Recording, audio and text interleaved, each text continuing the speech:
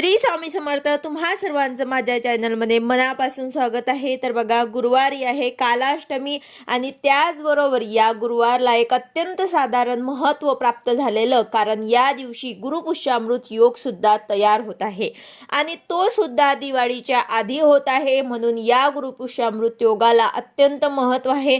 असंही गुरुपुष्यामृत योग जो आहे तो अत्यंत महत्त्वाचा असतो, पण दिवाळीच्या आधी येऊन आणि कालाष्टमीच्या दिवशी अशा शुभ दिवसांवरती, अशा शुभ तिथीवरती एकत्र आल्यामुळे या गुरुपुष्यामृत योगाचं अत्यंत महत्त्व जे आहे ते वाढलेलं आहे. म्हणून या दिवशी आपल्याला काही उपाय आणि सेवा करायला मात्र विसरायचं नाही. गुरुपुष्यामृत योगावरती आपल्याला काही सोने चांदी, त्याचबरोबर काही नवीन वाहन खरेदी करायचं असेल, काही नवीन वस्तू आपल्याला घ्यायच्या असतील, त्याचबरोबर आपल्याला नवीन कामाची जर काही सुरुवात करायची असेल तर हा दिवस अत्यंत महत्त्वाचा आहे. कारण दिवाळीच्या आधी येत आहे, तर खरेदीसाठी तर अत्यंत महत्त्वाचा आहे. कारण आपण दिवाळीमध्ये असंही काही ना काही खरेदी करत असतात. तर यासाठीच आपण या योगावरती, या शुभ योगावरती जे जमेल ते तुम्हाला या दिवशी खरेदी करायचं आहे. त्याचबरोबर अत्यंत महत्त्वाचे म्हणजे या गुरुपुष्यामृत योगावरती सोने चांदी नाही तर महालक्ष्मीला प्रिय असलेली 10 रुपयाची अशी एक वस्तू आपल्याला खरेदी करायची आहे आणि त्या वस्तूवरती आपल्याला सेवा करायची आहे.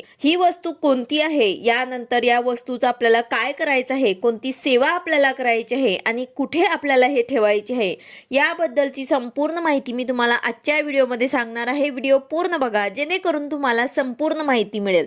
जर तुम्ही चॅनलवर नवीन असाल तर चॅनलला सबस्क्राईब करायला मात्र विसरू नका आणि व्हिडिओला लाईक करायला मात्र विसरू नका. तर बघा, गुरुवारी पुष्य नक्षत्र आलं तर त्या दिवशी गुरुपुष्यामृत योग होतो. हा सर्व कार्यास शुभ समजला जातो. या योगावर सुवर्ण खरेदी केलं असतात त्याची वृद्धी होते असा समज आहे. मात्र हा योग शुभ असला तरी या दिवशी विवाह करत नाहीत, कारण पुष्य नक्षत्र विवाहास वर्ज मानले आहे. एक सामान्य माणूस या शुभ मुहूर्ताची निवड करून या दिवसाचा लाभ घेऊ शकतो. अशुभतापासून वाचण्यासाठी गुरुपुष्यामृत योग हा श्रेष्ठ आहे. आपल्या जीवनात यशाची प्राप्तीसाठी या योगाच्या दिवशी कोणतेही नवीन कामं, जसे की व्यापाराची सुरुवात करणे, नवे कामं हाती घेणे, बंद पडलेले कामं सुरू करणे, असे केल्यास हमखास यशाची प्राप्ती होते. गुरुपुष्यामृत योग फार क्वचितच बनतो. ज्या गुरुवारी पुष्य नक्षत्र येतं त्या दिवशी गुरुपुष्यामृत योग असतो. गुरुवारी शुभ कामे करणं तसेच धार्मिक कार्य करणं शुभ असते. या दिवशी आपल्याला कामामध्ये यश मिळवायचे असल्यास आपल्या कुलदेवतेची मनोभावे पूजा केल्याने त्यांचे आशीर्वाद आपल्याला प्राप्त होतात. गुरुपुष्यामृत योग वर्षभर फार कमी वेळा येतो. जेव्हा गुरुवारी पुष्य नक्षत्र असते तेव्हा गुरुपुष्यामृत योग हा शुभ दिवस मानला जातो. या शुभ मुहूर्तावर आपण सोने चांदी खरेदी करणे, नवीन घराचे बांधकाम, वाहन घेणे हे सर्व कार्य आपण करू शकतात आणि बुकिंग साठी अत्यंत शुभ मानला जातो. गुरुपुष्य योगावर जर सोने खरेदी केलं तर सौख्य प्राप्त होते. मौल्यवान वस्तूची खरेदी केली तर ती चांगली टिकते, सुख देते, अशी काही लोकांची श्रद्धा आहे. गुरुपुष्यामृत नक्षत्रावरती लक्ष्मी प्राप्तीसाठी आपल्याला हा प्रभावी उपाय करायचा आहे. तर सोने चांदी नाही तर 10 रुपयांची अतिशय प्रभावी एक वस्तू आपल्याला खरेदी करून आणायची आहे, ज्यामुळे देवी लक्ष्मीची अखंड कृपा आपल्यावरती राहील. तर ती वस्तू कोणती आहे, तर ती वस्तू म्हणजे धने आपल्याला खरेदी करून आणायची आहे. तुमच्या घरामध्ये धने असतील तरी सुद्धा या दिवशी तुम्हाला 10 रुपयाचे का होईना धने खरेदी करून आणायचे आहे आणि त्यावरती आपल्याला गुरुवारी सेवा करायची आहे. यामुळे धनप्राप्तीचे मार्ग खुले होतील. देवी लक्ष्मीला आपल्या घरामध्ये स्थिर करण्यासाठी, अखंड ठेवण्यासाठी हा उपाय आपल्याला करायचा आहे. तर बघा, हा उपाय आपल्याला गुरुवारी करायचा आहे. तर हे धने आपल्याला बुधवारी खरेदी करून आणले तरी सुद्धा चालेल किंवा मग तुम्ही गुरुवारी सकाळी खरेदी करून आणा. या दिवशी सकाळी लवकर उठून आपल्याला आपला देवघरातील देवांची विधिवत पूजन करायचं आहे. तर हे धने जे आहे ते आपण आणलेले ते एका वाटीमध्ये तुम्हाला घ्यायचे आहे. हा उपाय आपल्या देवघरात देवांसमोर केला तरी सुद्धा चालेल. तर हे वाटीभर धने तुम्हाला देवघरात ठेवायचे आहे. आता ज्यांना कोणाला मासिक धर्म असेल त्यांनी हा उपाय दुसऱ्यांकडनं करून घ्यायचा आहे किंवा मग घरातल्या पुरुषांनी किंवा मुलाबाळांनी केला तरी सुद्धा चालेल.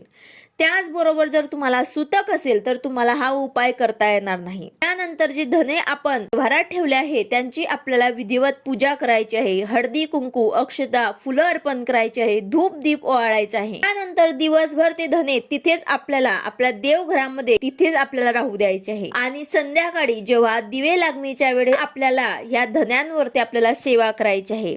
तर सर्वात आधी आपल्याला शुद्ध गाईच्या तुपाचा एक दिवा लावून घ्यायचा आहे. कारण जेव्हाही आपण लक्ष्मी प्राप्तीची सेवा करत असतो तेव्हा शुद्ध गाईच्या तुपाचा आपल्याला आधी दिवा लावायचा असतो. त्यानंतर तुळशी समोर सुद्धा तुम्हाला एक शुद्ध गाईच्या तुपाचा दिवा लावून घ्यायचा आहे. धूप दीप सर्व आपल्याला लावून घ्यायचं आहे. यानंतर आपल्या घरासमोर जे धने आपण ठेवलेले आहे तिथे आपल्याला बसून या धन्यांवरती आपल्याला सेवा करायची आहे. तर हे वाटीभर धने जे आहे ते आपल्याला आपल्या उजव्या हातात हे वाटी घ्यायची आहे. मी प्राप्तीसाठी हा उपाय करत आहे. माझ्या घरामध्ये सुख समृद्धी वाढू दे. माझ्या घराची भरभराट होऊ दे. दुःख दारिद्र्य नष्ट होऊ दे. माझ्या पतीची मुलांची प्रगती होऊ दे. अशी तुम्हाला मनोभावे माता लक्ष्मीला प्रार्थना करायची आहे. यानंतर यावरती आपल्याला काही विशेष सेवा करायची आहे. या धन्यांना आपल्याला अभिमंत्रित करायचे आहे. तर त्यासाठी आपल्याला एक वेळा महालक्ष्मी अष्टकमचं पठण करायचं आहे. जर तुम्हाला पठण करणं शक्य नसेल तर तुम्ही श्रवण सुद्धा करू शकतात. यूट्यूबला लावा किंवा मग कोणी वाचणारा असेल तर त्यांच्याकडनं तुम्ही वाचून घ्या. तर अशा प्रकारे आपल्याला एक वेळा महालक्ष्मी अष्टकमचं पठण करायचं आहे. यासोबतच ओम महालक्ष्मी नमः या मंत्राचा 108 वेळा जप करायचा आहे. यानंतर हे अभिमंत्रित जे धने आहेत ते आपल्याला लक्ष्मी आणि भगवान विष्णूंवरनं उतरवून घ्यायचे आहे. आणि आपण लहान मुलांची दृष्ट काढतो त्याप्रमाणे लक्ष्मीवरनं भगवान विष्णूवरनं आपल्याला उजव्या हातात हे धने पकडून 3 वेळा ओवाळून घ्यायचे आहे. परत हे धने आपल्याला त्याच वाटीत ठेवायचे आहे. तर यानंतर आपल्याला चिमूटभर धने जे आहे ते आपल्याला वाटीमध्ये एका साईडला काढून ठेवायचे आहे. यानंतर जे धने उरलेले आहेत त्यामध्ये आपल्याला 2 भाग करायचे आहे. 2 लाल रंगाचे कापड घ्यायचे आहे आणि ते धने त्यामध्ये टाकायचे आहे. त्याचसोबत तुम्हाला 2 नाणे घ्यायचे आहे 1-1 रुपयाचं आणि ते सुद्धा त्यामध्ये टाकायचं आहे. त्याचसोबत 4 लवंग घ्या आणि 2-2 लवंग 2 कापडांमध्ये तुम्हाला टाकायचे आहे.